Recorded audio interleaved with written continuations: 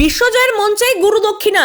অনূর্ধ্ব 19 বিশ্বকাপ জয়ের রাতে শুধু ট্রফি নয়, দেশের ক্রিকেটকে এক নতুন নায়ক উপহার দিল ভারত। মাত্র 14 বছর বয়সে ইতিহাস গড়ল বৈভব সূর্যবংশী। ফাইনালে 80 বলে 175 রানের বিধ্বংসী ইনিংস খেলে ম্যাচ সেরার পুরস্কার পাওয়া তো ছিলই, গোটা প্রতিযোগিতার ম্যান অফ দ্য টুর্নামেন্ট হিসেবেও নির্বাচিত হলো বৈভব। বিশ্বজয়ের পর সেই পুরস্কার উৎসর্গ করলো নিজের কোচদের। বৈভব জানায়, গত 7 থেকে 8 মাস ধরে কোচরাই ছিল দলের ভরসা।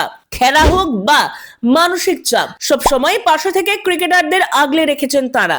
চাপ না নিয়ে পদ্ধতির উপর বিশ্বাস, এটাই ছিল এই দলের সাফল্যের চাবিকাঠি। মহেন্দ্র সিং ধোনির দর্শনকে মনে করিয়ে দিয়ে বৈভব বলেছে, আমরা শুধু ভেবেছি কিভাবে ভালো খেলবো, নিজের দক্ষতার উপর আস্থা রেখেছি।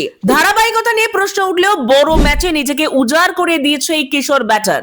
7 ইনিংসে 439 রান, বিশ্বকাপের দ্বিতীয় সর্বোচ্চ রান সংগ্রাহক বৈভব সূর্যবংশী। বিশ্ব চ্যাম্পিয়ন ভারত আর সেই সাফল্যের মুখ 14 বছরের এক স্বপ্নবাজ, যার ব্যাটে ভর করেই ভবিষ্যতের দিশা দেখছে ভারতীয় ক্রিকেট।